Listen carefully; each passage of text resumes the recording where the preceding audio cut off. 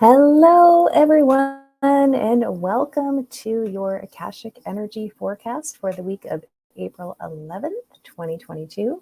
I am your host, I guess I would say, Jennifer Longmore, founder of the #1 Akashic Record Training School in the world. We have trained over 100,000 students in over 100 countries and counting, and loving every minute of it.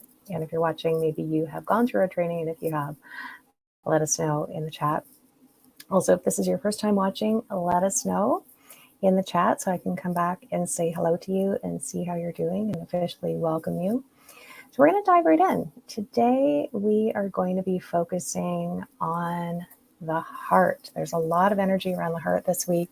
You may have already been feeling that. You might have felt yourself softening around certain issues that you might have felt a little more, rigid or harsh about. So this is our week to really connect in with our heart and focus on healing any residual stuff around the heart. So any grief, I know we can hold grief in the lungs as well, but we can hold grief there as well because of various heartbreaks. Now we can have heartbreaks, of course, because maybe our parents did something, broken promises, things like that, maybe some siblings. Definitely love relationships can create that. But even what we see on the world stage, right, that can be very heartbreaking to see the various things that we see. If you're like me and you have a major affinity for animals, then I'm sure it goes without saying that when we see animals in shelters or endangered species being slaughtered and things like that, it can be very, very taxing on our heart and our consciousness. So that's what we're being asked to heal this week, because the energy is already supporting a softening in that area. And part of why we need to soften is we're going to be looking at each other through a different lens than we have before. The guides have been very clear, by the way, that we're all divine beings. We know that. And as spiritual leaders, we say that we know that. And then over the last 2 years, we see a ton of people that seem to be in a slumber. And then we forget, well, they're divine beings. They're ancient. We do this thing in our spiritual community where we play Enlightenment Olympics, and we decide that someone's a new soul and an old soul, and I've got an 18th degree Reiki mastery, and what do you have? And we can get into this Enlightenment Olympics, but the truth of the matter is we are all divine beings. We all came here knowingly at this time. So even those folks that you think are in a slumber know what they're doing. They came here for this time. Now they are coded to stay asleep because of whatever they're here to master. Maybe they need to master learning how to accumulate things in 3D. Maybe they are learning to be in a body. Maybe they're learning what it's like to be controlled, because maybe once they controlled, who knows, right? And it's not because it's a tit for tat thing, but just know and understand that they're divine beings. They came here knowing what they were getting into. Just because it doesn't make sense to us, and I'm guilty of this too, doesn't mean that they're not fully aware on some level of consciousness of why they've chosen to stay in a slumber. Now, not everyone will stay in a slumber, because the awakening will happen when it happens. Just like no amount of telling someone to calm down is going to make them calm down. If anything, it's going to make them get more heated. And no amount of us yelling for people to wake up is going to wake them up. They will wake up if and when they're coded to do so, based on their spiritual journey. That makes no sense to us. It's not meant to make sense to us. We're not entitled for it to make sense to us. But the reason I'm sharing this is because this is where we have an opportunity to soften our hearts. It's a very strange thing, isn't it, to be advocating for humanity, for wanting to illuminate what's happening on the world stage, to want to emancipate ourselves and as many people as possible from the matrix so that we can create this new earth that we're wanting to create, and then still judge folks that are here sharing space with us at this time on this planet. It's a strange thing, right? To want to advocate for humanity, but then have the perception that maybe not everyone wants the advocacy, and they may not, and that's okay. And it doesn't mean that we need to stop what we're doing. But in this softening of the heart, we're able to have an increase in compassionate detachment for people in situations that we don't understand and we may never understand. And again, nobody owes us an explanation. We're not entitled to have insight, just as nobody's entitled to know why we do what we do, or why we show up in the world the way we do, and our potency and so on. So that's part of it. But more importantly, this is the week that we really connect in with our heart's desire again. And so we need to have some softening in this area in order to reconnect with those energies. They really are encouraging us to plan the future. Now, we might have felt like we needed to press pause on the future because we didn't know how things were going to play out. We didn't know how the world was going to look, and we still don't know how it's going to look.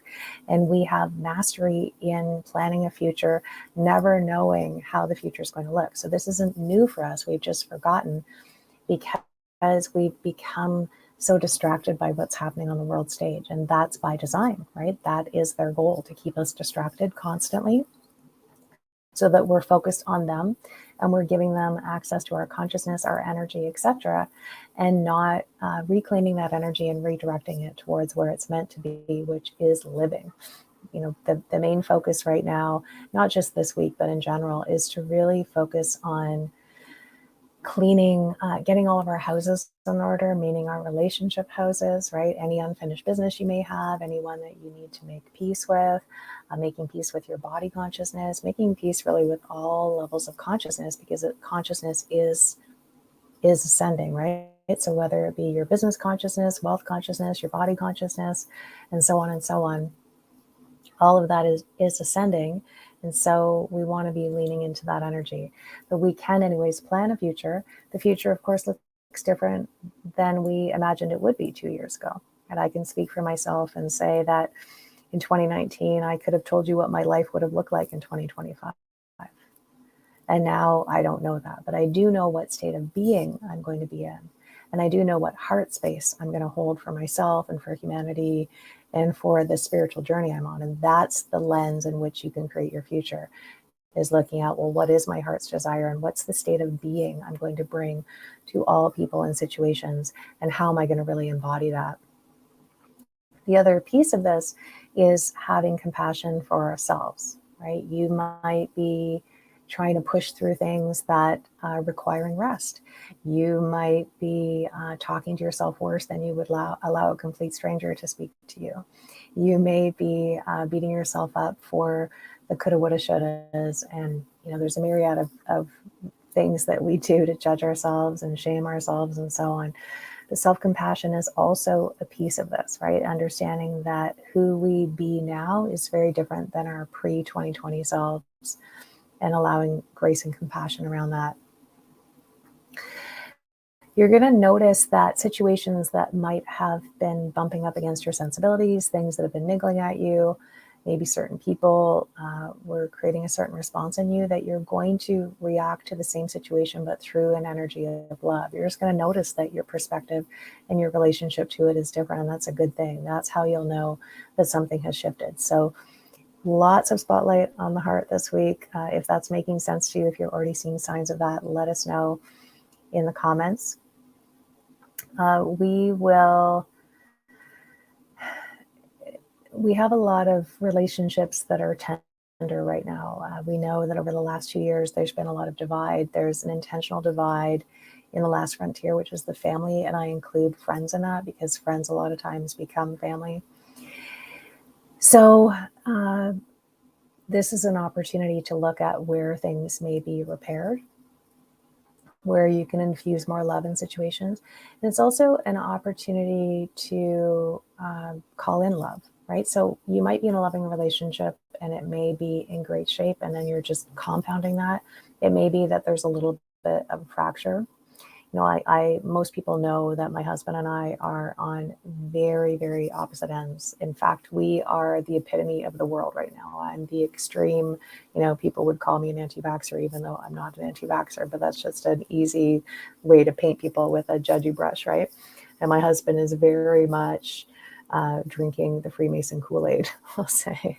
I'm being playful here. But anyways, you can imagine that has created some interesting conversations in our house over the last few years. And it's been interesting to be in relationship with my best friend, and someone that I have a great deal of respect for, someone that makes me laugh every day, someone that, I couldn't imagine not being with. And then having this massive disconnect with our perception of what's happening in the world and how to deal with it and how to navigate it. So needless to say, it would be remiss of me to not tell you that there is a fracture, right? That fractured bones can heal. They just don't, they're not going to be entirely as fortified as they were before the fracture, but fractures can heal. And it's almost like a new foundation, right? So it would have been inevitable at some point in our relationship, just like in all relationships, something would have come into our relationship to give us an opportunity to deepen our connection, right, and deepen our love for each other. I'm just sharing this as an example because, as I mentioned, we have friendships that we may have some fractures with, some love relationships, potentially family members. And I don't want to misrepresent it and say everything's going to be, puppies and cupcakes and unicorns and roses. But I will say that fractures aren't as bad as we think they are. They just require a little bit of healing, and then they can relatively get back to normal, so to speak, right? So anywhere that you've lost hope in being able to repair some of that, you don't have to decide what that's going to look like. Just allow your consciousness to be available to any downloads or any softening that you may get this week. It's also an opportunity to love up our pets. If you have pets, I have a pet. She is now 11 years old. So we're at that phase. And if you have pets, you know what I'm talking about, where you get to see them aging, and the aging process, I think, speeds up kind of at this stage, right, where it's a little more obvious. And so I'm finding myself just being in immense appreciation. The thing with pets, as you know, is that you train them to, when they're younger, to have certain manners, so to speak, to follow certain commands. And then you have a few years like that, and then you find yourself starting to, maybe be a little more lax in them coming when you call them, or, not mooching at the table, or whatever it is you're training them to do. But I can say that I have an immense amount of gratitude for her contribution to not only my life, but my son's life, my husband's life, and so on. All of the joy that she's brought us, all of the goofy things that she does, and the little idiosyncrasies, and just all the stuff, and the amount of wisdom that she has, and she's given so much to us. So it's an interesting thing to see how we're caring for her right now. I bring this up in part because I know a lot of pets are crossing the Rainbow Bridge right now. I'm not looking forward to that. Just on a human level, obviously, that's regardless of how spiritual we want to make these things, we still have our human response to them. But anyways, the guides are very clear that we can really amp up the love for these little creatures that we have in our life. Of course, we are their world, right? They only have us. And sometimes we may find ourselves thinking, oh, I'm taking them for granted, or we might find that, they're doing something that, or we might find we're having a response to them that isn't really warranted, or, we might be able to soften a little bit. So that was coming through as well. And then the other piece of this is that when we are in our heart energy, sometimes we can misdirect that a little bit and see people and situations through rose-colored glasses. And there's nothing wrong with seeing the best in people and situations when it isn't a detriment to us. So we do want to make sure that as we're softening our heart center this week, that we are not deluding ourselves into seeing people or situations where there's an immense amount of toxicity that may not be able to be shifted right now. Let's see. Oh, and this is a week where they're encouraging the body to rest.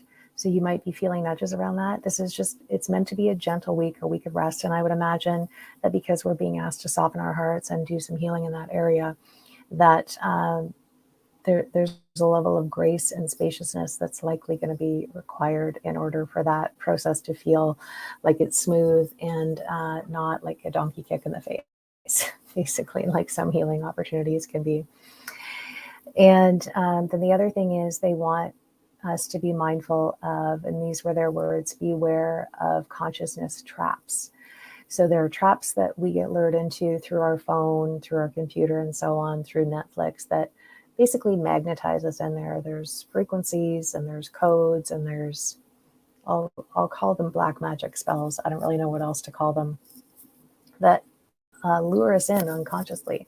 So this is our opportunity to be aware of those consciousness traps and be mindful of how much time we're spending in those areas to make sure that we are the ones leading our consciousness, not the controllers. And then lastly, and this was pretty cool, they said, you are the understudy of your oversoul. So this aspect of your soul that's here right now in this dimension, on this planet, living in this now moment, is an understudy of your oversoul. So your higher consciousness is dropping in more deeply this week. So there'll be other layers of really high levels of consciousness connected to your oversoul. So wisdom, ancient gifts and talents, things like that. Any healing technology you may need to download, or ascension technology, things like that, that is going to be making itself known to you this week. And this will be due to the ascension work that you've been personally doing, but also the collective efforts that we're doing as well, is just making space for that next level of consciousness to drop in. And as we know, when we're ascending, we have to release the density of the distortions, the illusions.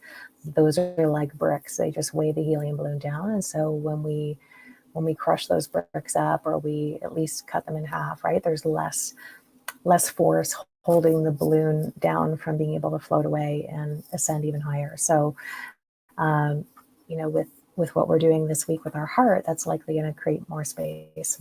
So anyways, that is this week's energy forecast.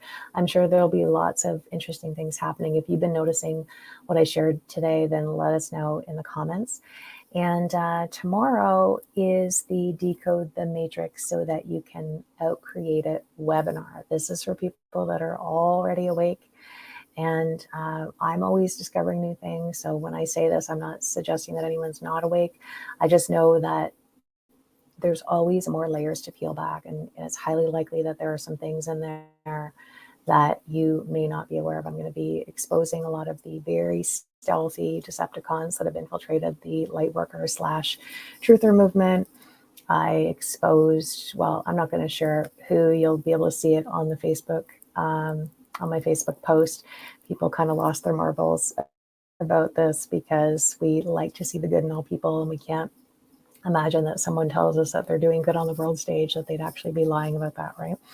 So anyways, we're going to be exposing, not all of them, of course, because there's many, but I'm going to be giving you some insight into that. We're going to be unpacking a lot of the knowledge, and I'm talking about even ancient knowledge that has been passed down that is either inverted or two truths and a lie, and teaching you how to tune into the subtleties of two truths and a lie and inversions, because there's a lot of it. We're going to be going over the meta level workings of the matrix so you can understand the patterns right there. It's actually a very simple pattern and formula they follow. Most people are not aware of that, but once you're aware of it, then you can see psyops coming a mile away. And by psyops, I mean psychological operation, if you're not aware of that, because we are sadly in a psychological war, among many other things. We're actually in a frequency war, and psychology is just one of the tools to try to control us. So all of that to say, we're going really deep. It's going to be 2 hours. In all honesty, it's probably going to be longer because there's just so much to unpack. And then we have a follow-up Q&A. So if you would like to join us, I'll put the link to that in the thread. Yes, it's going to be recorded. Please don't private message me and ask me that stuff. With all the love in the world, it's 2022. We all know the virtual handshake. Private messaging me and asking me if there's going to be recording means I'm not going to be answering your message, because that's just lacking in self-leadership. And honestly, for this webinar, people that have a high degree of emotional and spiritual maturity are going to get the most out of it, because they're going to be able to lead themselves through their own triggers. And there will be some triggers in here, not because I decide that, just because I know how people respond to some of this information. They know it's true, but it triggers them initially. And so I'm inviting people in that know how to lead themselves through their triggers, know how to look for information, and all of those kind of things. So hopefully I'll see you there. And then I will see you again next week for our energy forecast. So between now and then, have a great week, and I'll see you soon. Bye for now.